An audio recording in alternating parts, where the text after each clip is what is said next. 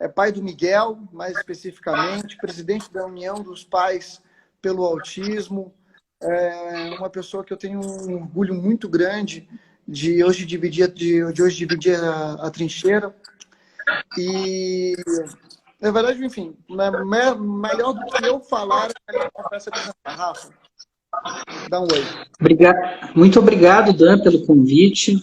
Eu acho que você tem feito um trabalho muito legal que iniciou na semana passada. Eu acompanhei a live muito bacana que você fez com a Camila, né, discutindo um pouco de políticas públicas para a cidade. Né? Além de te agradecer o convite, quero agradecer as pessoas que estão aqui nos acompanhando. Estou vendo aqui a doutora Fátima Mineto, da Universidade Federal do Paraná, que é uma das pessoas mais importantes, tanto na questão de produção científica, quanto na questão de políticas públicas e defesa da causa do autismo, se não do Brasil, pelo menos do Paraná, com certeza é uma das pessoas mais importantes. Né? E várias outras pessoas que estão acompanhando, agradecer a todo mundo, né? Dani, Michele Oliveira, todo mundo. Bom, como é que essa questão do autismo ela entra na minha vida? Ela começa, eu estava morando numa cidade pequena, né, chamada Figueira, aqui no Paraná, e uma cidade de 7 mil habitantes, e foi quando nasceu meu menino, o Miguel, e ele demorou muito para começar a falar, ele teve dificuldade de interagir com a gente, ele não olhava direto no olho. E por mais que tanto eu quanto a minha esposa, a nossa formação seja psicólogos, né, como psicólogo, a gente evitava de falar um para o outro sobre essa palavra, autismo, né? Mesmo que isso viesse um pouco da nossa cabeça, a gente tentava não falar isso um para o outro, porque no fundo a gente acreditava nos ditos populares. Cada criança tem o seu tempo, cada pessoa, né, cada criança vai na sua hora falar, ou vai na sua hora de se desenvolver. Isso tem um sentimento assim, muito positivo das pessoas que falam, que tentam apoiar, mas é um desserviço também, porque a questão do autismo é uma questão de lutar contra o relógio. Quanto mais rápido a gente consegue identificar e ter o diagnóstico, mais rápido você consegue fazer as terapias e mais rápido você consegue fazer com que seu filho se desenvolva, que a pessoa com autismo ela possa ter as habilidades, né, se desenvolver. E é nisso que, a partir do momento que a gente começou a peregrinar, foi anos para conseguir o diagnóstico, né? A gente passou viemos para Curitiba para meu filho poder ter os tratamentos na capital. Mesmo na capital, não havia no serviço público as condições do diagnóstico, demorou mais de 2 anos, no único ambulatório público que tinha para conseguir o diagnóstico do meu filho. Quase um diagnóstico já tardio, com 4 anos e meio, e foi quando a gente começou as terapias, né? Então, acho que toda pessoa que vive ou tem uma pessoa com deficiência, ela passa por um processo, primeiro, um processo muito subjetivo, né? Você, quando vai ser pai, quando vai ser mãe, você imagina um monte de coisa para o seu menino, ou para a sua menina, você tem sonhos, planos, pensamentos e tal, e tudo aquilo tem que se reorganizar a partir de um diagnóstico que você sabe que vai ter que enfrentar outras coisas. Então, aquele sonho que às vezes estava ali, você comemora por cada pequena conquista, cada marca do desenvolvimento. Isso, eu estou falando do autismo, mas eu acho que os pais de qualquer pessoa com deficiência passam por essa situação. E quando a gente passa a ter as dificuldades inerentes de uma sociedade que ela não é inclusiva, quando a gente passa a ter as dificuldades de uma sociedade que muitas vezes torna invisível as pessoas com deficiência, você começa a perceber que a tua luta pelo teu filho também é a luta de outros pais. E é aí que vem o trabalho, a luta coletiva, você se unir para lutar por um interesse comum. E foi nisso que a gente começou a batalhar muito pela questão do diagnóstico precoce e várias outras bandeiras de luta, né, de políticas públicas para o autismo.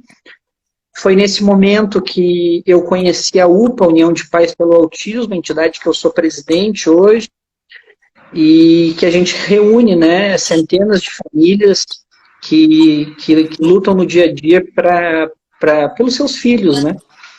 Olha, eu quero, inclusive, agradecer muito por você ter aceitado o convite, porque é a primeira vez em que eu converso, debato com uma pessoa que vem de uma área de conhecimento muito diferente da minha e, principalmente, um assunto que eu sou completamente ignorante, em que eu não tenho grandes referenciais, em que a gente ouve falar muito pouco. Inclusive, por exemplo, quando você coloca agora que existe uma deficiência na rede pública sobre a capacidade de dar diagnóstico a uma criança, como por exemplo o Miguel, que é um garoto de 8 anos, correto? 7 anos.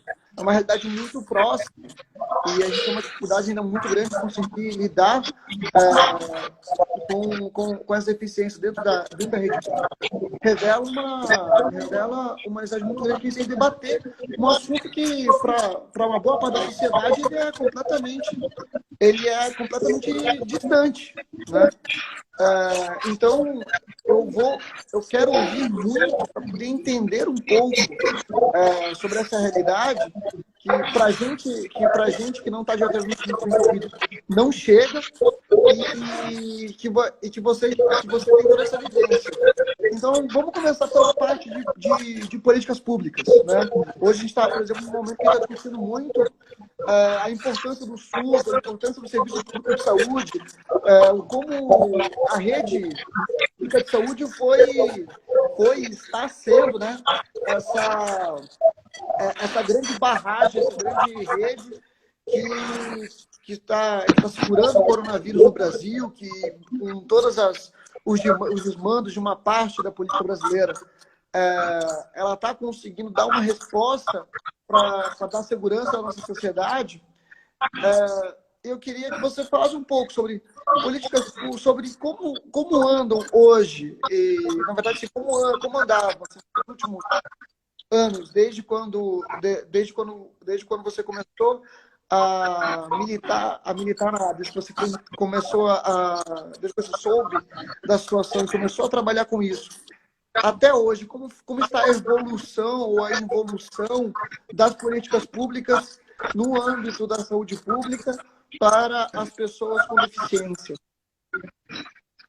Certo. A questão da pessoa com deficiência, é claro que a primeira coisa que nos vem na política pública é isso que você falou, a saúde, mas ele também passa por vários outros campos, né, como educação, segurança, enfim. Antes de eu falar, eu queria aproveitar para agradecer, eu estou vendo que algumas pessoas aqui que estão acompanhando, que são muito queridas da nossa luta, né? O meu irmão, o Ronaldo, lá de Porto Alegre, no Rio Grande do Sul, está acompanhando. A nossa entidade co-irmã, o Instituto Anjo Azul, né, que é uma associação, assim como a UPA, que atende as famílias, está acompanhando aqui com a gente. Né? O Adriano Mendes, né, um amigo de longa data, está acompanhando. E o Oscar Perim, né, várias pessoas aqui que estão prestigiando e participam no dia a dia do debate da pessoa com deficiência e do autismo. Eu acho assim, as políticas públicas, se a gente pegar num contexto histórico, elas avançaram. Né? Há não muito tempo atrás, as pessoas não ouviam falar de autista. E não ouviam falar não é porque não existiam. Né? Não é porque agora que está tendo mais, é porque se escondia. Né? As pessoas deixavam presas, a gente tinha um sistema, inclusive manicomial, né? onde as famílias acabavam abandonando os seus filhos, pessoas acabavam ficando à sorte totalmente isoladas da sociedade. Acho que isso avançou de um tempo para cá. Em 2012, foi o ano em que foi conquistado a chamada Lei Berenice Piana, que é o Estatuto do Autismo, no Brasil, né? Depois disso, em 2015, foi conquistado a Lei Brasileira de Inclusão, né, que dá os direitos às pessoas com deficiência.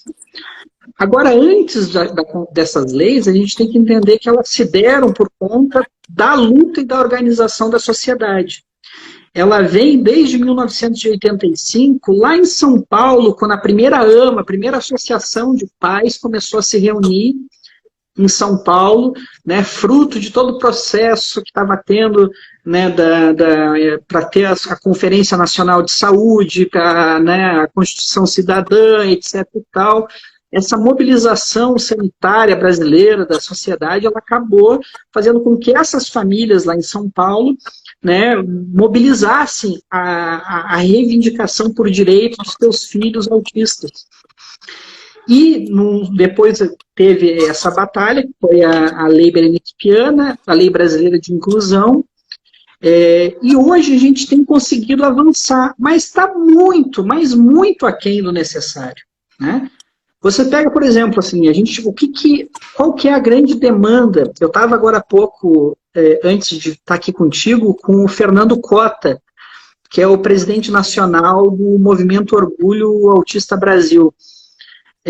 A gente estava discutindo também sobre as questões de políticas públicas, que os governos acabam não fazendo programas de Estado, em si, promessas de campanha, e quando chega não acontece. Vou dar um exemplo para isso. No estado do Paraná, a gente tem um equipamento público chamado CRAID, que é o Centro de Referência de Atenção à Pessoa com Deficiência do Paraná.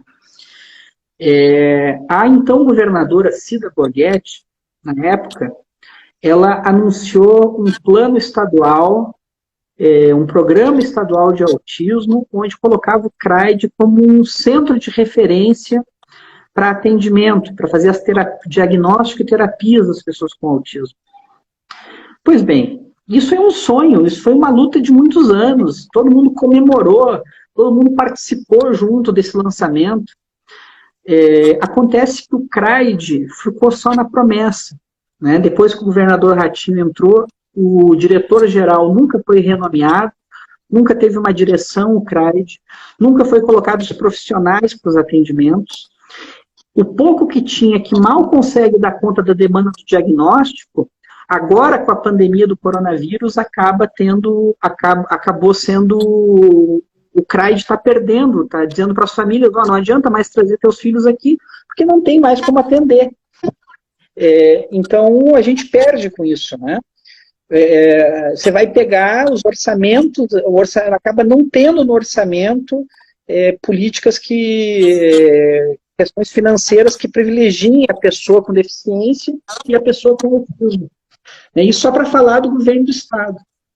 Se a gente pegar a nível nacional, a gente tem tido de serviços desde que o governo Bolsonaro assumiu. A gente pega a tentativa, primeiro tirando, foi feita uma tentativa de retirar o benefício que permitia que as famílias pudessem adquirir veículos para levar seus filhos para terapia. Foi feito para tirar essas pessoas, né, da isenção que permitia as pessoas comprar com valor mais barato os veículos. Depois se fez um ataque aos conselhos, ao CONAD, que conseguiu sobreviver com muita luta, mas que chegou a ser fechado. Na reforma da Previdência, se tentou diminuir o auxílio do benefício de prestação continuada para R$400, né? E foi só com muita luta que foi mantido isso. Foi colocado no primeiro projeto do Paulo Guedes, a pessoa não poderia ter o direito ao benefício, por exemplo, se tivesse tido uma casa própria, nem que seja da Minha Casa Minha Vida, da faixa de renda número 1. Então, a pessoa que foi lá, trabalhou, fez o Minha Casa Minha Vida, naquela faixa menor que existia, se ela conseguiu ter uma casa, ela já não poderia mais ter o direito ao benefício de prestação continuada. Então, vai se tirando os direitos, e muitas vezes a gente tem que ver absurdos, né, de retrocessos, enquanto a gente está tentando avançar a todo instante. Se a gente pegar, por exemplo, hoje, eu falei do governo federal e do governo estadual, da questão de políticas públicas na capital, a gente tem um nó hoje, que é a questão da demanda reprimida. Curitiba ela tem um ambulatório que foi feito na gestão do Gustavo Fruit, em Curitiba, e que o GRECA agora fez uma melhoria no espaço físico, que é o ambulatório Encantar, que é o único que atende hoje de forma pública as pessoas com autismo. Só que a demanda reprimida é muito grande, né? Não dá conta. E o que faz, né? A pessoa, o pai que tem um filho com autismo, que não pode pagar um plano de saúde, que não pode pagar uma consulta particular, que vai no consultório público e não tem vaga, o que faz? Né? Essa é a situação que a gente vive hoje, né? De não ter uma política que atenda a todos na questão do autismo. E o autismo é uma coisa que muitas vezes ele não fica visível, né? Porque tu não é que nem um cadeirante, uma pessoa que a síndrome de Down, que você olha e identifica, né? Não tem um fenótipo. Então, o preconceito acaba sendo maior, porque às vezes tu vai num determinado lugar e a pessoa não percebe que tem uma pessoa com deficiência. Como tem essa invisibilidade, acaba que nós não temos políticas públicas para isso, né? Então, inclusive, eu estou olhando o tempo todo para baixo porque eu estou fazendo algumas anotações, porque a pessoa fala, ela vai revelando algumas coisas que são importantes, talvez, da gente abrir, né? Por exemplo, a questão e é uma pergunta muito sincera, como você, como pai de uma pessoa autista, consegue perceber a reação e o preconceito da sociedade com relação a casos, porque me parece, por exemplo, que a sociedade ela não tem interesse de debater os problemas, ela não tem um interesse de saber, ela não tem interesse de conhecer, né? Por exemplo, antes da nossa conversa aqui, inclusive, eu fiz uma ligação para poder entender um pouco da pauta, minimamente, porque eu não tenho, como eu não tenho qualquer vivência, né? A gente precisa se preparar para poder entender uma coisa que, na verdade, deveria ser trabalhado com a gente, como várias outras opressões que nós temos na sociedade já são trabalhadas anteriormente com a gente no nosso cotidiano, né? Como o caso do racismo, do machismo, da LGBTfobia, que são trabalhados com a gente no cotidiano, porque a gente precisa de uma desconstrução para poder entender como acontece, para que a gente possa, dentro do nosso pensamento do dia a dia, também ter um espaço das pessoas com deficiência no nosso modo de ver a sociedade o tempo todo, né? Então, eu queria que você relatasse como é que é um pai, essa interação com a sociedade, com relação ao preconceito que tem com relação às pessoas com deficiência e o seu sentimento como pai. Como você vê, como ele interage com a sociedade e como você interage ao perceber isso tudo. Dan, assim, ó, tem alguns aspectos dessa questão do preconceito. O primeiro deles é uma questão de conscientização, né? Como eu te falei, você não consegue de primeira, assim, só de bater o olho, saber se uma pessoa é autista. Então, assim, como não está na cara da pessoa, não tem um fenótipo, as pessoas às vezes não conhecem. Então, muitas e muitas vezes, você não consegue acessar um determinado direito. Vou dar um exemplo simples. Meu menino, ele é hiperativo, ele não para, ele não consegue parar sequer um minuto. Vocês já devem ter ouvido, ele gritou aqui um pouquinho, ele veio aqui, ele está puxando, ele está ali assistindo a live do outro celular, e ele está eu não consigo acompanhar ele, porque daqui a pouco ele já está no outro ponto. Então você vai para uma fila, por exemplo, de uma lotérica. Como é que eu vou ficar com uma criança? Para qualquer criança já é difícil fila, para adulto já é difícil fila. Para uma pessoa com deficiência, é muito difícil. Aí tu pega uma fila preferencial e você é visto com um olhar preconceituoso, muitas vezes, porque acha que você está se aproveitando, porque a pessoa não reconhece ali uma deficiência, né? Ou quando entra numa crise sensorial num supermercado e acha que é birra, ou que o pai não soube educar devidamente, né? Então, a conscientização é muito importante com relação a isso, né? Para que a gente possa entender que as deficiências nem sempre elas são visíveis.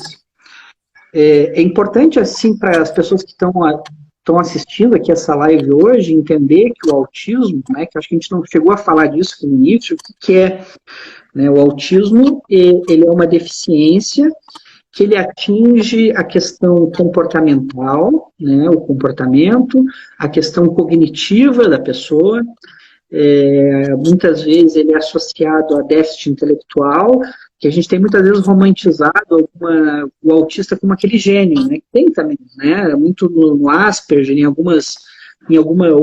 por isso que chama espectro autista, porque ele não é uma coisa estanque, né? Ela tem um espectro de variedades, né?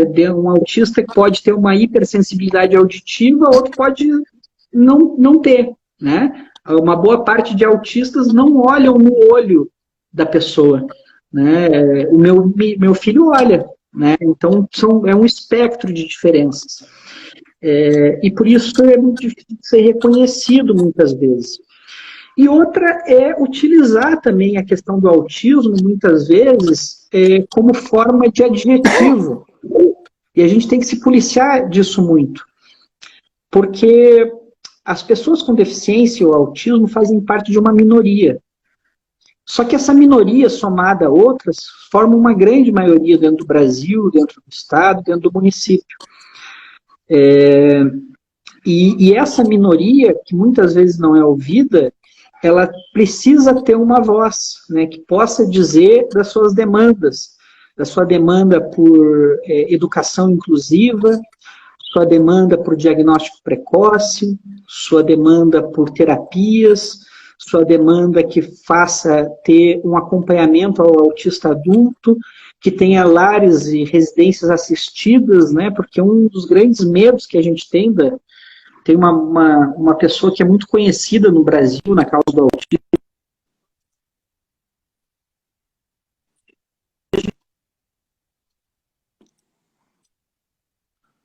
Espera aí.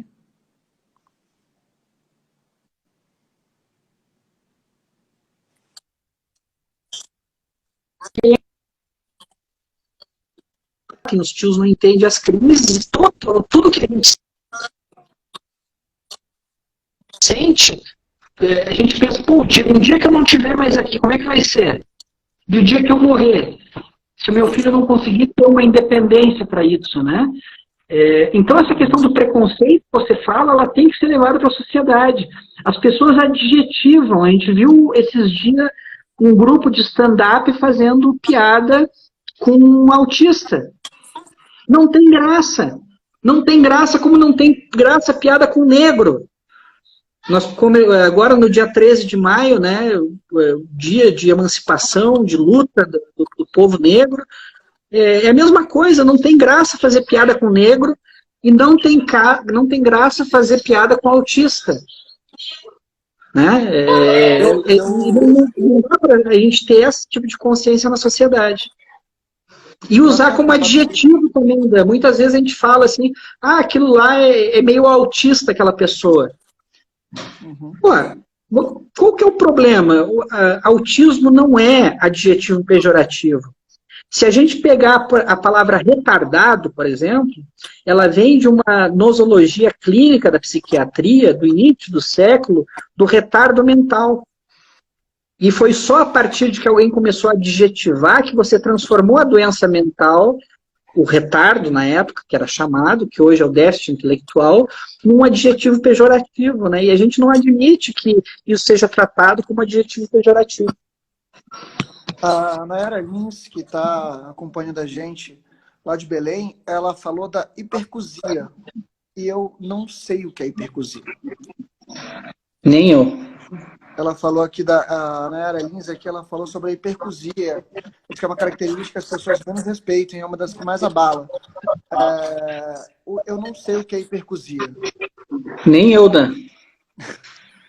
Então, Nayara, por favor, puder ajudar. Nayara pode nos ajudar. E aí, uma das outras dificuldades também, uma das questões que eu queria ver contigo é o seguinte, o sistema educacional. Dan. Hipercusia e extrema sensibilidade aos sons. Isso, que é a hipersensibilidade auditiva que eu falei antes. Isso. Né? Perfeito. Obrigado, Nayara.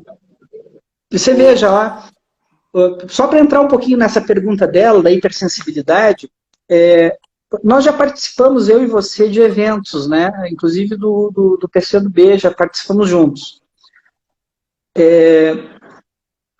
Tem momento que uma pessoa com hipersensibilidade auditiva, ela não vai conseguir lidar com o barulho do aplauso, por exemplo. Então, o que é o correto? O que é inclusivo? Você fazer o aplauso em libras, por exemplo. Uhum. Então, assim, se você tem 100 pessoas num evento e uma delas tem hipersensibilidade auditiva, você tem duas lógicas de pensamento. Puxa vida, agora nós não vamos poder ter a nossa rotina normal porque uma pessoa apenas não vai poder participar, né? Podemos ter essa lógica de pensamento, que no meu entender é uma lógica segregacionista. Ou nós podemos ter o pensamento que sim, vamos todos aplaudir em libras para que essa pessoa esteja incluída. Isso é inclusão, né? A sociedade se adaptar às necessidades especiais para que as pessoas estejam na sociedade incluídas. Só para dar o exemplo da hiperacusia. Entendi. O Claudinei também estava fazendo aqui uma outra observação também sobre a hipercusia, né, e os transtornos, mas eu queria retomar o caminho mais ou menos para onde a gente estava indo, que é o seguinte: como é que o sistema educacional hoje, como é que ele responde a essas demandas? Porque a gente vê, a gente percebe, eu sou filho e padrasto, eu sou filho e enteado de psicólogos, né? O meu pai é da linha da Gestalt, o meu padrasto lacaniano, e a gente percebe nos últimos anos uma evolução muito grande do discurso, da aceitação, do entendimento, e muitos colégios preocupados com isso, mas ao mesmo tempo também a gente vê que, apesar de muitos colégios, ainda são muito poucos, são muito específicos. E, por exemplo, eu fui educado, uma parte da minha vida, num colégio que era de propriedade do meu pai, que tinha por base de filosófica Piaget. Então, tinha uma política de inclusão muito grande na década de 90. Né? Mas a pergunta é, como isso está na realidade hoje em dia? Como é que vocês sentem isso hoje em dia, realmente? Deixa eu falar um pouquinho sobre a nossa capital, que eu acho que é onde eu tenho um pouquinho mais de propriedade para falar disso. A gente pega o sistema educacional de Curitiba, ele começa lá no início do século XX, né, a partir de associações, a partir de entidades filantrópicas, de freiras, né, que começam a criar as primeiras chamadas, na época, as creches, né, para cuidar das crianças. Esse sistema, ele veio desde a década de 50, que começou em Curitiba a se estabelecer um sistema público, a se criar as creches, depois a educação infantil, né, os CMEs, enfim, na nossa capital. E ele tem tido, a depender do governo, mais ou menos ampliação desse direito. Né, o direito, porque, veja, a minha esposa, por exemplo, ela é psicóloga. Ela teve que deixar a profissão dela, ela teve que deixar o trabalho dela para cuidar do meu filho, para poder levar ele numa rotina de terapias, etc., sabe? É uma realidade que muitos pais e mães vivem, né? E o acesso à educação infantil, ao berçário, a isso tudo que permita que a mulher e o homem possam estar no mercado de trabalho, enfim, ele vem evoluindo a questão educacional a depender do governo, né? Acho que no governo do Requião foi o governo que mais construiu escolas aqui em Curitiba. Era quase uma por semana que foi feito. E se começou, né, antes, claro, do Rafael Greca, mas nessa atual administração, a questão da terceirização da educação municipal, né? Então, as escolas, em alguns lugares chamam Vale Creche, ou seja, mas você pega ali, cada instituição de ensino que está conveniada hoje com a Secretaria Municipal de Educação recebe 2 milhões, enfim, é muita grana, é muito dinheiro que poderia construir uma nova creche, né? Poderiam construir novas estruturas e contratar profissionais de serviço público. Quando você tem esse segmento não ligado diretamente à educação, mas terceirizado, obviamente que você tem mais dificuldade de manter uma política pedagógica e uma política pública uníssona, né, dentro da educação pública. Essa é a realidade que nós estamos vivendo. Então, o Ministério Público chegou a levantar um déficit de 50 mil pessoas lá atrás, né, hoje ele está um pouco menor, mas chegou a ter 50 mil, né, que não estavam sem acesso ao CMEs e à educação infantil. É um direito, desde da Lei Berenice Piano, desde a Lei Brasileira de Inclusão, o direito a que uma pessoa com deficiência, e especialmente a pessoa com autismo, ela tenha uma pessoa, um tutor, né, que ajude a interpretar aquele conteúdo, adaptar aquele conteúdo junto com o aluno, com o estudante, né, para que ele possa acompanhar. Essa é uma realidade muito difícil, porque, veja, em Curitiba, o que nós temos? A gente tem um número que aumentou de tutores, né, em torno de 700 na capital.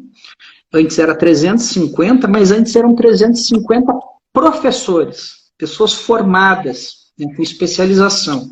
Hoje são estagiários, são pessoas que ainda não tiveram a sua formação concluída. Por uma questão muito simples, que é uma questão econômica, né? É uma forma que a prefeitura está economizando nisso. Então, aumentou sim a quantidade, mas a qualificação são dos estagiários. O Ministério Público tem batido muito em cima disso, né? O que a gente defende é que sim, é importante manter esse número cada vez maior de atendimento do tutor, mas que se tenha uma proposta municipal para que seja progressivamente colocando servidores públicos, concursados, pessoas que têm formação qualificada, né, formação continuada no atendimento da educação especial. Isso não acontece hoje, né? Acontece a cada ciclo de estagiário. O cara vai lá, ele só tem uma formação, ele sai, tem que fazer novamente um novo que entrar.